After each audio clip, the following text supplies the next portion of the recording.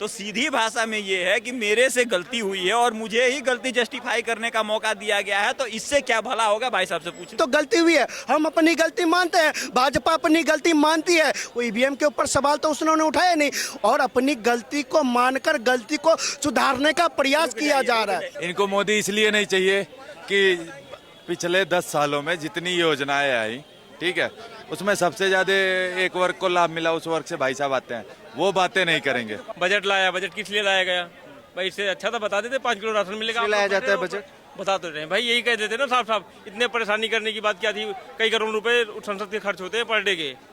इनकी बात मैं मानता हूँ, टैक्स बचाना चाहते हैं। इन्हीं के जैसा जो कार से आता है वो भी टैक्स इनके हिसाब से ही होगा। मान लो कार से आ रहा है तो टैक्स पे करता होगा। वो 5 किलो राशन लेने आता है, उसमें टैक्स पड़ रहा है, उसको उससे कोई फर्क नहीं पड़ता। लेकिन 5 किलो राशन लेने आता है, सोचो कार से। बहुत जानकारी है ना। आप बताइए क्राइटेरिया क्या क्या है राशन कार्ड बनाने के, बता दो। अरे यहाँ नहीं, कितनी आईडी लग रही है तो है, तो आपने ये सवाल उसने बच्चे के सामने जो खड़े कर दिए हैं यार। तो और सवाल ही तो पूछ रहे हैं, कौन सा गुनाह कर रहे हैं? बिल्कुल आज चल रहा है तो आज राशन को छोड़ो, मेन मुद्दे पे कर लो यार। बजट देश में इंफ्रास्ट्रक्चर के लिए कांग्रेस ने कितना काम किया है पिछले 57 साल में, और 10 साल में बीजेपी ने कितना काम करा है, जरा भैया से पूछो। अभी एक कोई काका कह रहे थे सारा चीज नीतीश को दे दिया। अरे भैया, पिछड़ापन कहने के लिए बिहार तुमको, और बिहार को गड्ढे में था या गड्ढे में बिहार था, ये इसकी कोई अता पता नहीं था। इसके बाद भैया अगर बिहार को मिलता है तो आपको इससे परेशानी क्यों है? पहले यही लोग कहते थे, जो लाड़ टपकाते थे ना, वो लोग कहते थे कि बिहार को कुछ नहीं दिया, कुछ नहीं दिया, और जब मिल गया तो उसके बाद फिर से ये रुकिए देखिए, भाई ने कहा बजट मिला है बिहार को 57-60 हजार करोड़, ठीक है। इनसे पूछ लो कौन सी सरकार ऐसी आई है पिछले 20 सालों में जिसने बिहार को बजट नहीं दिया है? हुआ क्या कुछ हुआ बिहार में? मैं जिस बिहार से आता हूं, मैंने देखा है अंधेरे में किस तरह से लोग लालटेन जला के अपना गुजारा करने का काम करते थे। सड़कों के नाम पर गड्ढे हुआ करते थे साहब, खेतों के नाम पर जो अभी भी खेत है वहाँ पे किसानों की फसल के का जो गांव के वो जो होते हैं ना, जस्ट लाइक दलाल टाइप आप उसको कहते हैं, वो खरीदने आते हैं। नमस्कार, मैं दीपक शर्मा आप सभी का एक बार फिर से बहुत बहुत स्वागत करता हूँ TNN वर्ल्ड में। यूपी की सियासत जो है, कभी नेम प्लेट को लेकर, कभी वहाँ का जो माहौल है, फिलहाल खींचतान बैठकें जो चल रही हैं भाजपा में, वो खींचतान जारी है। लेकिन इसी बीच अखिलेश यादव ने एक ट्वीट करके ये कहा है कि डबल इंजन के बीच में एक और इंजन आ गया है जो दिल्ली से लखनऊ के बीच आवागमन की सेवा कर रहा है। लोग क्या रिएक्शन देते हैं इस पर? क्या नाम है आपका? बीके पोद्दार। अखिलेश यादव का ये ट्वीट पढ़ा आपने कि कह रहे हैं कि डबल इंजन के बीच में एक और इंजन आ गया, वो केशव प्रसाद मौर्य को टारगेट कर रहे हैं। क्या लगता है? इधर आइए। देखिए, मैं अखिलेश यादव जी की परेशानी को अच्छी तरह से समझ सकता हूँ। परेशानी ये है, थोड़ा मुझे समय देना पड़ेगा। 2024 के चुनाव में उत्तर प्रदेश के राजनीतिक में एक बड़ा बदलाव हुआ। बदलाव ये हुआ कि अखिलेश यादव को जो उम्मीद नहीं थी, उम्मीद से ज़्यादा उनकी सीटें आ गई, नंबर 1। दूसरा, उम्मीद जिसको थी उसकी सीटें बिल्कुल कम हो गई, मतलब कि भाजपा, योगी जी की सीटें कम आने के बाद, इसके बाद जो भाजपा में जो बदलाव हुए हैं, संगठन, पार्टी, नेतृत्व और योगी जी के मंत्रिमंडल से लेकर संगठन के पन्ना प्रमुख तक जो एक्टिवनेस जो दिखाई है संगठन और बीजेपी ने अब आने वाले दूरदर्शी चुनाव के लिए, इस चीज़ से अखिलेश यादव जी की नींद उड़ गई है। इस केवल अखिलेश यादव की नहीं, उनके जो बैकबोन है चच्चा, शिवपाल चच्चा, और जो प्रोफेसर है जो गोद में आया करते हैं, देखा होगा आपने, वो जो गोद में झूला करते हैं उनकी, क्योंकि उनकी कमर तोड़ने का काम किया। भाजपा से कुछ गलतियां हुई है, भाजपा हारती है तो सीखती है, जीतती है तो उसको सर माथे लेती है, विकास करने का काम करती है। लेकिन विपक्ष के नेता भूल गए कि वो 99 पे रह गए। एक अकेला 240 पार कर गया 10 साल की सत्ता के बाद, वो ये भूल गए, लेकिन उनका अहंकार चरम पर था। दूसरी तरफ बीजेपी 240 आती है, वो अपने को रणनीति के लिए तैयार करती है, वो आत्मचिंतन करती है साहब, वो मंथन करती है, बैठकों का दौर जारी रहता है, चाहे उत्तर प्रदेश के मंत्रालय में देखिए, चाहे केंद्र की सुबुघाट में देखिए, हर जगह बैठकों का दौर जारी है। अब अखिलेश यादव को आने वाले चुनाव में 27 के चुनाव में उनको वापसी करनी थी। उन्होंने देखा कि भैया योगी जी पूरी तरह से तैयार हो गए, अब तो हमारी जो कुर्सी बची थी या जो आने की संभावना थी वो भी खत्म हो गई, क्योंकि संगठन से लेके मंत्रालय तक जो सरकार है उसको बदलने का काम किया। योगी जनता का काम जहां रुक रहा था, चाहे प्रशासनिक के माध्यम से चाहे सरकार के माध्यम से, जो भी कहीं अगर कमी आ रही थी उस कमी को दूर करने का काम, और जब साहब कमियां दूर होगी तो जनता का दिल ऑटोमेटिक सरकार से जुड़ेगा।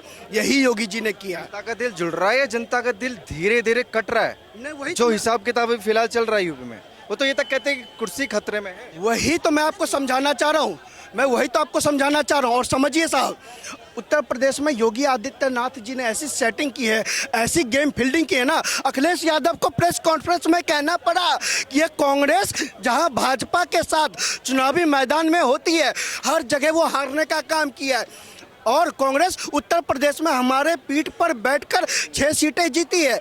ये भैया अखिलेश यादव का स्टेटमेंट है ऑन रिकॉर्ड। तो उनको पता है कि भैया उनकी बिसात क्या है, और योगी जी ने जिस तरह से सरकार के कामकाज को जनता तक पहुंचाने का काम किया, और यहाँ की विपक्ष ने जो झूठ बोलने का काम संसद में या देश सड़कों पर किया है, उस झूठ को उजागर करने का काम अब सरकार कर रही है। तो इसलिए अखिलेश यादव जी में बिलबिलाहट है, और सबसे बड़ी बिलबिलाहट ये है कि उनका जो फैजाबाद का सांसद है, जो विधायक से सांसद बना, अगर वो सीट कहीं योगी जी ले जाते हैं और अगर वो सीट कहीं योगी जी जीत जाते हैं तो उसकी कहाँ की इज्जत रह जाएगी। 2027 का जो सपना साहेब पाले बैठे हैं मुख्यमंत्री बनने का, वो सपना ही सपना ना रह जाए, इस चिंता में अखिलेश यादव जी गमगीन बैठे। इसलिए उनकी रणनीति है कि भैया भाजपा को कम से कम ऐसा टारगेट करो कि उनमें दो फार हो जाए। यहाँ तक वो नहीं, उनकी पूरी चाटुकारिता कंपनी इस काम में जुटी हुई है। लेकिन साहब, मैं भाजपा का समर्थक हूँ। भाजपा एक संगठन है, भाजपा एक मिनट रुकिए, इधर आइए, अरे इधर तो आइए। अरे सुनिए मेरी हाँ, भाई साहब ने बड़ी अच्छी बात करी, मुझे बड़ी खुशी हुई है, ठीक है, संगठन से रिलेटेड। लेकिन भाई साहब भूल गए कि जिन लोगों ने टिकट बांटा था ना यूपी चुनाव में, उन्हीं को पोस्टमार्टम करने के लिए भेजा गया है, ठीक है। तो अब बताइए कि जो चोर है उसी को सबूत खोजने के लिए भेजा गया है, तो कुछ मिलेगा? क्या कह रहे हैं भैया, सुन रहे हैं इनकी बात? दोबारा समझाइए। जो लोग यूपी के सीट बंटवारे के मुखिया थे, ठीक है, जो जितनी बैठकें चल रही है, यूपी चुनाव भाजपा क्यों हारी है, उसका निरीक्षण करने का जिम्मा भी उन्हीं लोगों को दिया गया है। तो सीधी भाषा में ये है कि मेरे से गलती हुई है और मुझे ही गलती जस्टिफाई करने का मौका दिया गया है। तो इससे क्या भला होगा, भाई साहब से पूछ लो। मैं भैया के बातों से थोड़ा सा सहमत, इन्होंने भी पूरा गलत कहा है।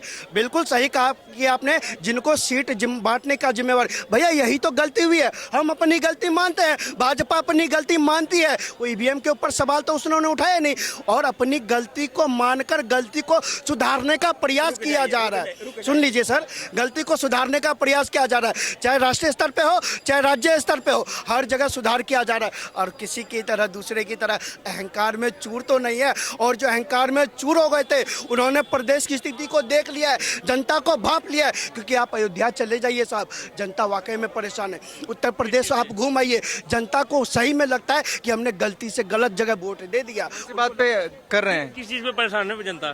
देखिए जनता, मैंने कहा साहब जनता परेशान नहीं है, जनता साहब अब मेरी बात तो आप सुनोगे नहीं। जनता जो परेशान है कि उन्होंने भैया गलत जगह बटन दबा दिया, इसलिए जनता परेशान है। अब जाके आप चाहे अयोध्या घुमाइए चाहे फैजाबाद घुमाइए, सीटें चली गई गलती से, वो बिल्कुल बिल्कुल गलती से। और गलती सुधारने का काम साहब, गलती सुधारने का काम भी तो भाजपा ही करेगी ना, कांग्रेस वाले तो आके करेंगे नहीं, भाजपा की गलती सुधारेंगे नहीं। समझ में, क्योंकि पढ़े लिखे हैं ना, मुझे ये समझाओ कि अगर मैं चोरी करता हूं और मुझे ही सबूत ढूंढने की जिम्मेदारी दी जाएगी तो कितना जस्टिस मैं करूंगा, मुझे ये समझाइए। नहीं, ये चीज़ आपका गलत है। आपने जो एग्जांपल दिया है, मैंने चोरी की, मुझे सब, ये चीज़ कोई तुक नहीं है साहब। गलती वाले पे तो मैं भी कहना चाहूंगा, अगर गलती कोई इंसान करता तो उसको मौका देना चाहिए सुधारने का, वही सुधार सकता है, कोई और उसकी गलती नहीं सुधार सकता। आपका मुहावरा और जो आपने सर जो आपने एग्जाम्पल दिया है वो बिल्कुल गलत है, क्योंकि योगी जी से गलती हुई या राष्ट्रीय स्तर पे गलती हो, ये प्रचार चुनाव मोदी के नाम पे लड़ोगे, सुन तो लो भाई साहब, सुन तो लो यार। मोदी का नाम आया। मोदी जी ने ही चुनाव लड़ा और मोदी जी ने पूरी जिम्मेदारी से कहा है। भाई शायद आपने राष्ट्रीय कार्यालय के भाषण को नहीं सुना। आपकी इन्फॉर्मेशन के लिए बताओ, वो लोकसभा इलेक्शन था तो मोदी जी के नाम पर ही चुनाव लड़ा गया था, राज्यसभा के चुनाव नहीं। भाई इन्होंने कहा कि योगी जी से गलती हुई, तो योगी की गलती क्या है भाई? जब मोदी के नाम पे चुनाव तो मोदी की गलती है। भैया वही तो कह रहे हैं, मोदी जी ने स्वीकार किया है, लेकिन आपको यह भी मानना पड़ेगा 60 साल के बाद कोई प्रधानमंत्री लौटा है तो मोदी ही लौटा है, ये भी मानना पड़ेगा। इसके बाद अरे लेकिन साहब अब एक आपको उदाहरण देते हैं, कांग्रेस के अध्यक्ष कौन है भाई साहब? कांग्रेस के अध्यक्ष कौन है? खड़गे साहब है। खड़गे साहब है। ये सहरा 99 आने का सहरा खड़गे साहब के सर बनना चाहिए, राहुल गांधी के सर? आप ये बता दो।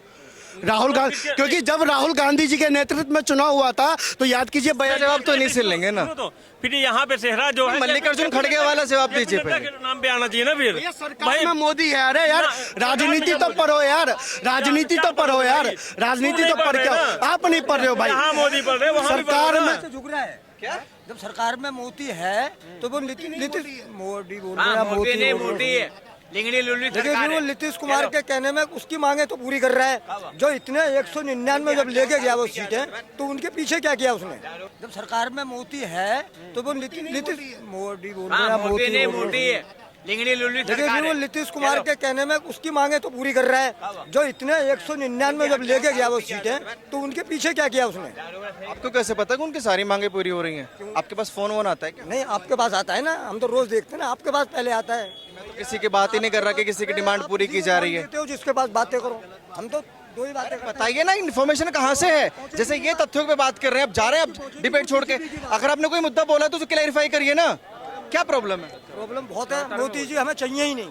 हाँ बिल्कुल नहीं चाहिए। आ गए हैं क्यों? अरे भैया सुनिए सुनिए सुनिए, इधर आइए। इनको मोदी जी क्यों नहीं चाहिए मैं बताता हूँ। इनको मोदी इसलिए नहीं चाहिए कि पिछले 10 सालों में जितनी योजनाएं आई, ठीक है, उसमें सबसे ज़्यादा एक वर्ग को लाभ मिला, उस वर्ग से भाई साहब आते हैं, वो बातें नहीं करेंगे, ठीक है। और सुनिए, इनको शांति मिल रही है, वो शांति नहीं चाहिए इनको, इसलिए मोदी नहीं चाहिए।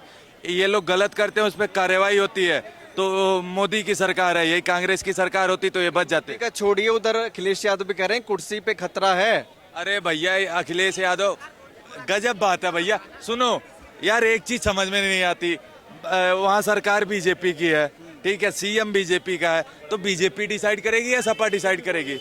सपा पहले अपना देखे ना। सपा ने तो वो अनैतिक कार्य किया है जो उसके बाप ने किया था एक बार, वैसे ही अखिलेश यादव ने करा है। अयोध्या से उनके प्रत्याशी जीते हैं, अवधेश प्रसाद। तो सपा ने सारे काम अनैतिक किए हैं। नहीं, सारे काम कोई अनैतिक नहीं करता, सारे कोई नैतिक नहीं करता, कोई सारे काम सही नहीं करता, कोई सारे काम गलत नहीं करता। 2-4 काम गलत होंगे, 2-4 काम सही भी होगा।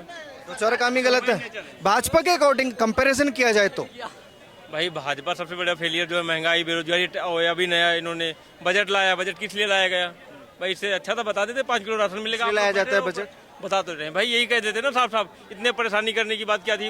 कई करोड़ रुपए संसद के खर्च होते हैं पर डे के, उसमें यही बोल देते आप लोगों को 5 किलो राशन मिलेगा, शांति से बैठ जाओ, 80 करोड़ लोग वोट दे देंगे, बात खत्म है। अगर हमें यही मतलब है कि हमें इंटेंशन क्या है? आपने बजट को भी घसीट लाए, इसका इंटेंशन क्या है? बता तो रहे भाई, 5 किलो राशन का बजट है। बजट में कुछ मिला है तो 5 किलो राशन मिला है। सुन रहे हैं भैया?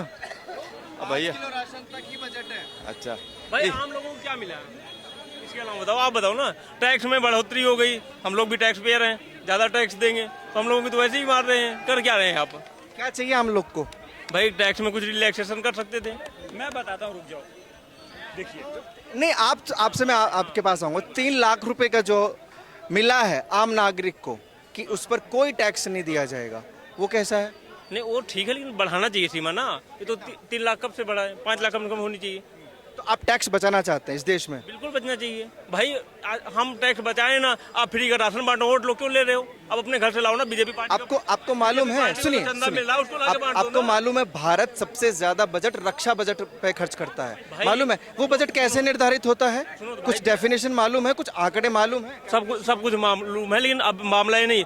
रक्षा बजट में आप वो लाए, अग्निवीर ला दिए, कौन सा बजट बढ़ा रहे हैं? मैं ये कह रहा हूँ जो कर रहा है बजट ना। आप कहाँ टैक्स जा की रहा बात है कर रहे हैं, अगर आप टैक्स बचाएंगे, सुन लीजिए, आप टैक्स बचाएंगे जो दो आपकी 100 बातें ऊपर मान जो लेता हूँ, सुनिए सर- तो हाँ। मैं आपकी 100 बातें ऊपर मान लेता हूँ, मैं कुछ नहीं जानता, लेकिन ये बताओ ये राशन वाला पैसा किसके बाप का है? राशन मिलना गलत है। बिल्कुल गलत है। अनलीगल आदमी को मिल रहा है भाई, जो 4 व्हीलर से आ रहा है, राशन ले जाता है, दुकान पे बेच के चला जाता है अपने घर 500 रुपए लेके। अब आपके हिसाब से राशन मिलना भी गलत है? हिंदुस्तान की बात है। राशन मिलना गलत है क्या आपके हिसाब से?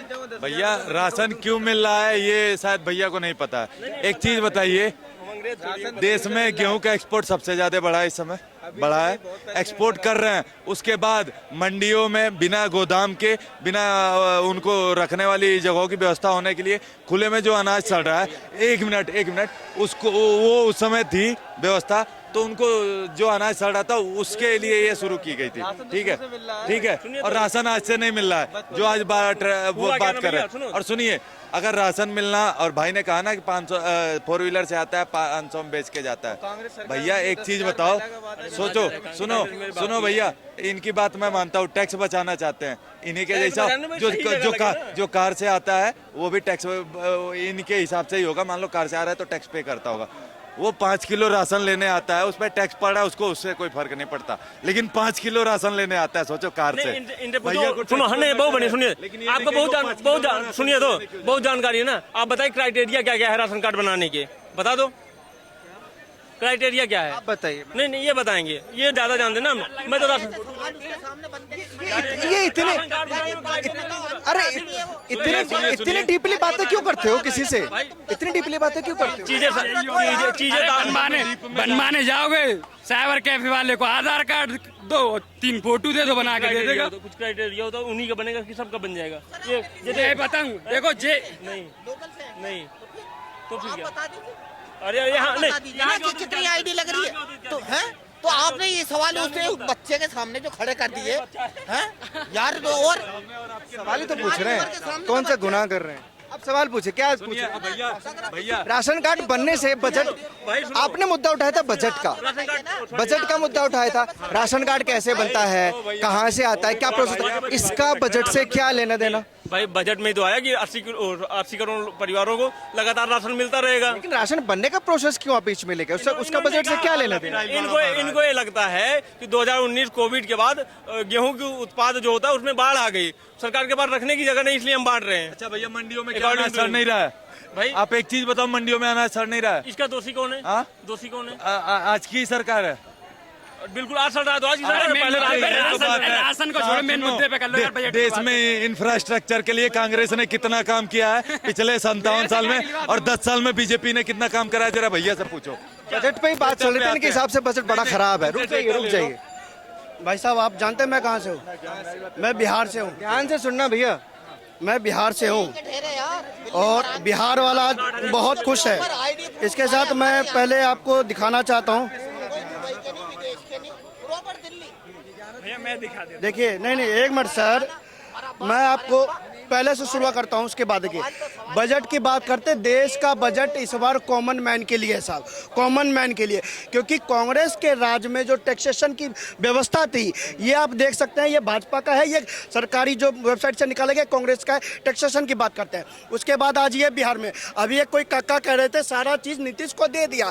अरे भैया, पिछड़ापन कहने के लिए बिहार तुमको, और बिहार को गड्ढे में था या गड्ढे में बिहार था, ये इसकी कोई अता पता नहीं था। इसके बाद भैया अगर बिहार को मिलता है तो आपको इससे परेशानी क्यों है? पहले यही लोग कहते थे, जो लाड टपकाते थे ना, वो लोग कहते थे कि बिहार को कुछ नहीं दिया, और जब मिल गया तो उसके बाद फिर से ये इनसे पूछो भाई, बिहार को विशेष राज्य का दर्जा दिलवा लेते ना नीतीश चाचा, हम तो खुद थे। 2012 में विशेष राज्य के दर्जे के प्रावधान को खत्म किसने किया? जरा ये पूछो 2000, भाई साहब कानूनी है। हाँ, कानूनी बात। 2012 में विशेष राज्य के दर्जे के प्रावधान को खत्म किसने किया? ये बता दो। बदलाव किए गए थे पहले। फर्स्ट वन, अगर आप धारा 370 हटा सकते हैं तो क्या बिहार के लिए विशेष राज्य के दर्जे के लिए कोई कानून नहीं ला सकते? कुछ चीजें आसान नहीं होती ना, कि ऐसे चुटकी बजा के विशेष राज्य का दर्जा दे दिया जाए। वो भी ऐसे चुटकी बजा के नहीं हुआ, काफी समय से और काफी प्रोसेस के बाद हुआ। आप क्या बात बोलना चाहते थे? मैं उस पर रुकिए देखिए, भाई ने कहा बजट मिला है बिहार को 57-60 हजार करोड़, ठीक है। इनसे पूछ लो कौन सी सरकार ऐसी आई है पिछले 20 सालों में जिसने बिहार को बजट नहीं दिया है? हुआ क्या? कुछ हुआ बिहार में? क्या डेवलपमेंट हो गया? इन्होंने कहा गड्ढे में बिहार था या बिहार गड्ढे में था। भैया 20 साल से तो यही चल रहा है, 30 साल से बिहार की यही स्थिति है। जो भी सरकार आई है, लास्ट 10 साल से बीजेपी पूर्ण बहुमत में थी, इस बार बिना बहुमत के। तो क्या इसके पहले मोदी जी ने बिहार को पैकेज नहीं दिया है? तो बिहार नहीं सुधर सकता। रुक जाइए, आप रुक जाइए, इन्होंने- आपका पड़ोसी है यूपी, बिहार से। आपको नहीं लगता कि यूपी का विकास हुआ है, ऐसे बिहार का विकास होगा? देखिए बिहार में क्या एक्चुअली क्या है कि आप जाकर बिहार को देखते हैं ना, पहले तो नीतीश जी ने कानूनी के हिसाब से संभालने का काम किया। मैं जिस बिहार से आता हूं, मैंने देखा है अंधेरे में किस तरह से लोग लालटेन जला के अपना गुजारा करने का काम करते थे। सड़कों के नाम पर गड्ढे हुआ करते थे साहब, खेतों के नाम पर जो अभी भी खेत है, वहाँ पे किसानों की फसल के का जो गाँव के वो जो होते हैं ना, जस्ट लाइक दलाल टाइप आप उसको कहते हैं, वो खरीदने आते हैं। वहाँ कोई मार्केट मंडियाँ नहीं थी, लेकिन इसको बदलने का काम किसने किया? इसी सरकार ने किया ना। तो कहते हैं बदलाव हो रहा है, लेकिन धीरे धीरे होगा, बदलाव हो